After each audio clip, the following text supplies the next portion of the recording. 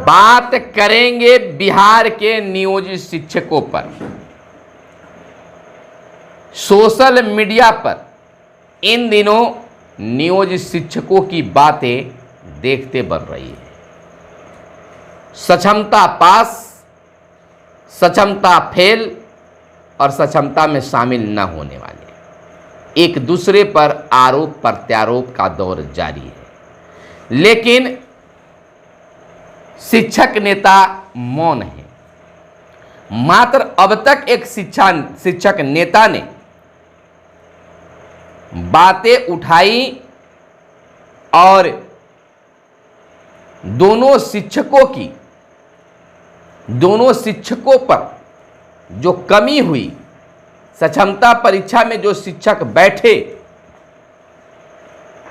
इस पर इसकी जिम्मेवारी शिक्षकों पर नहीं बल्कि खुद पर ली कि हम में कमी थी, जिसके कारण शिक्षकों ने सक्षमता परीक्षा दी। ना तो कोई गद्दार है और ना कुछ, सभी अपने हैं।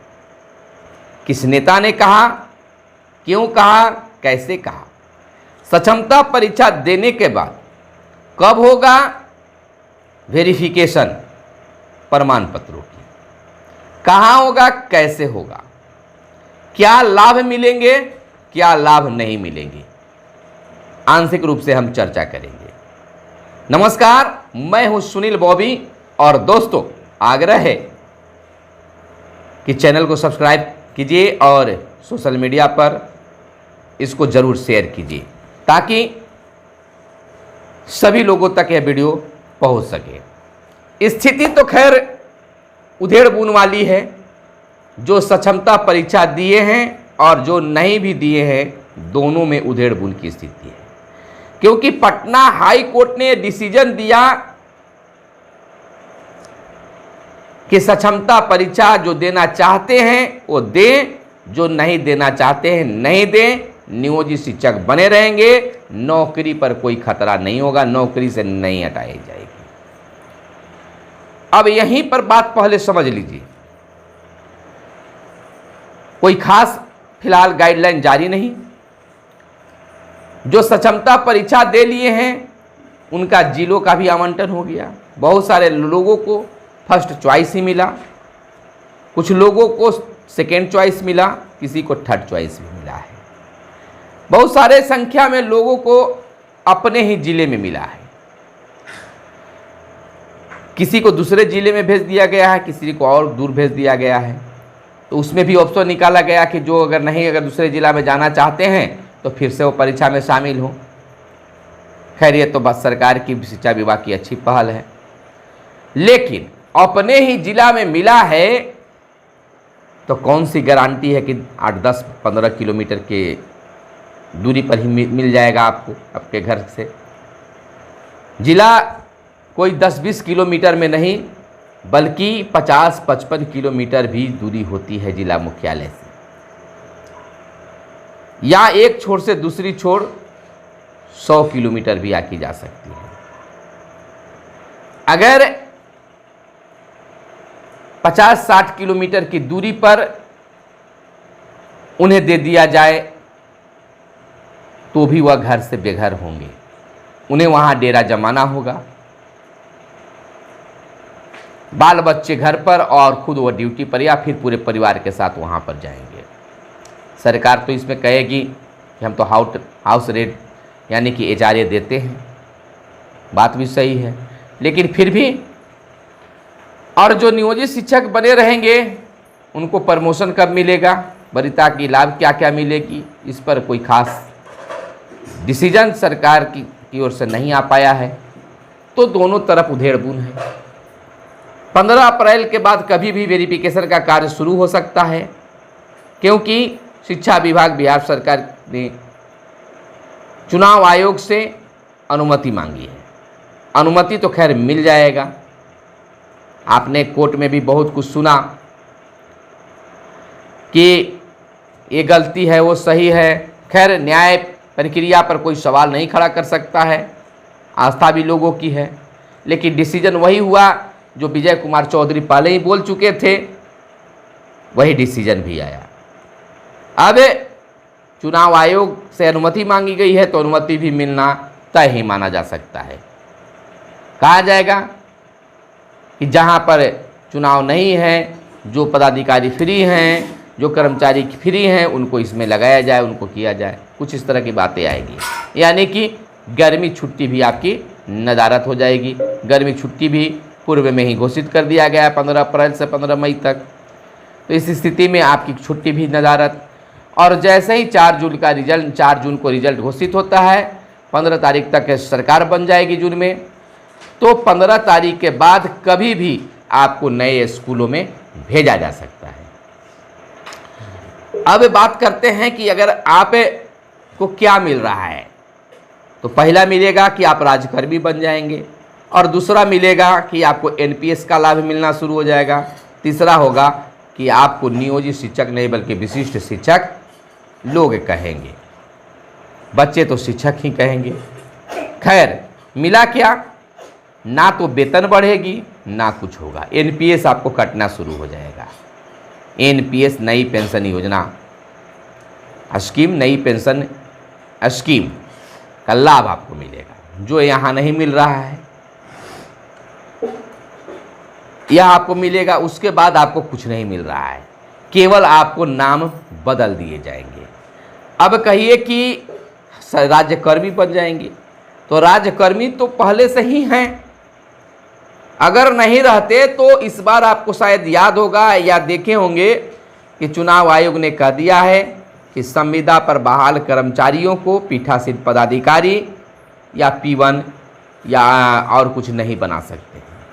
अगर ज़्यादा ज़रूरत है तो P1, P2, P3 बना सकते हैं, लेकिन बहुत सारे जो नियोजित शिक्षक हैं उनको प्रिजाइडिंग बनाया गया है।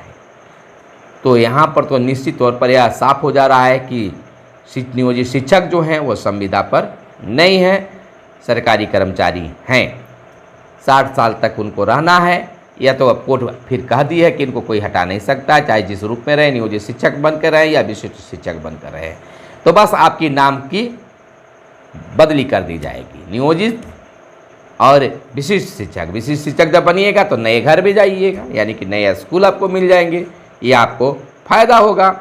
आपको हफ्ते में आपको घर आना पड़ेगा या महीने में आ सकते हैं, यह आपको यह लाभ मिलेगा। नियोजित शिक्षक, जैसा कि कोर्ट का आदेश आया है कि इनको जो बेहतर बनाने का आप प्रयास करते रहिए, तो प्रयास सरकार क्या करेगी यह आप खुद जानते हैं, क्योंकि 15 साल 18 साल के बीच में अब तक तबादला का भी नियम सरकार नहीं बना पाई।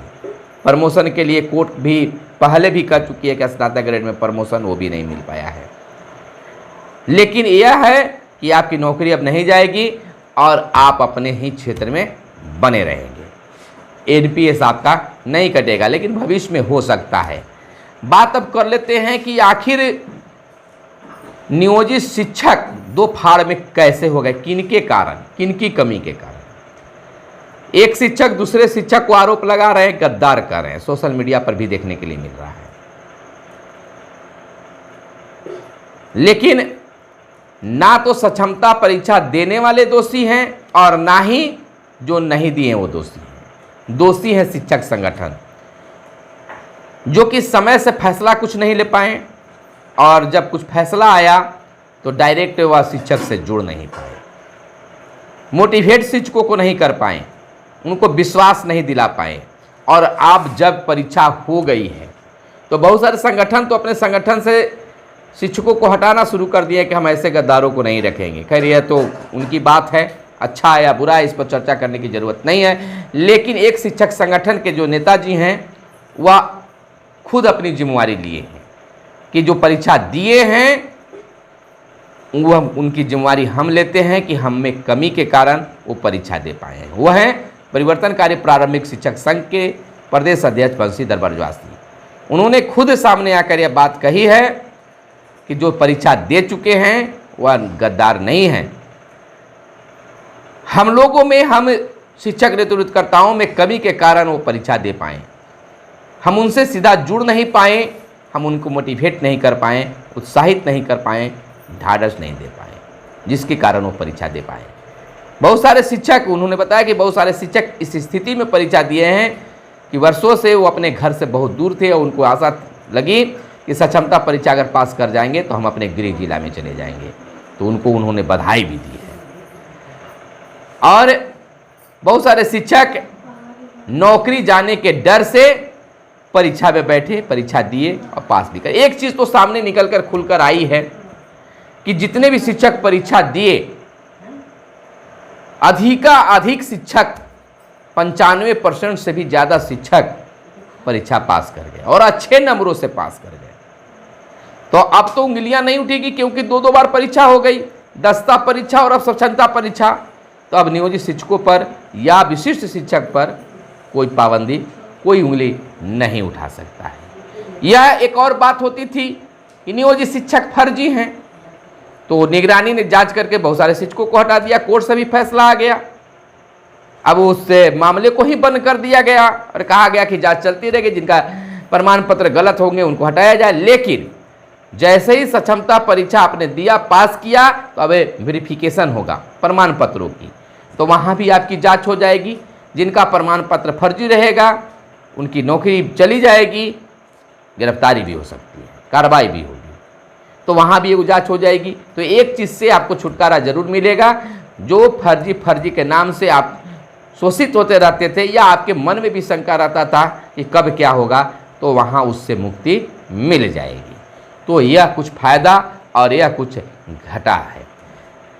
कुछ लोगों को हमारी बातें बुरी लगी होगी, तकलीफ लगा होगा, उसके लिए हम क्षमा चाहते हैं। लेकिन जो सच्चाई है, जितना हमें जानकारी है, जितना हमें जानकारी होता है, जितना मुझे ज्ञान है, उतना आपके बीच में हमने रख दिया है। चाहे आप जो समझिए, हम आपसे बने रहना चाहते हैं, आपके साथ जुड़े रहना चाहते हैं, आपसे बात करना चाहते हैं, आपकी बातों को प्लेटफॉर्म पर लाना चाहते हैं, सार्वजनिक करना चाहते हैं।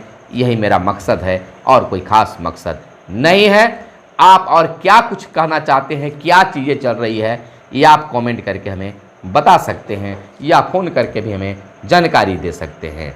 आप इस वीडियो को कहाँ से देख रहे हैं, किस ज़िला से देख रहे हैं, ज़रूर बताइएगा। और आप क्या कुछ प्रश्न करते हैं, करिएगा। आपके प्रश्नों को हम मुद्दा बनाकर रखने की कोशिश करेंगे। आप चाहिएगा तो नाम सार्वजनिक होगा और नहीं चाहिएगा तो नाम सार्वजनिक नहीं होगा, लेकिन विस्तृत आप कमेंट करके बताइए या फिर हमारे व्हाट्सएप पर लिखकर भेज सकते हैं। चलिए फिर मिलते हैं, तब तक के लिए चाहिए इजाज़त। जय हिंद, जय भारत, वंदे मातरम।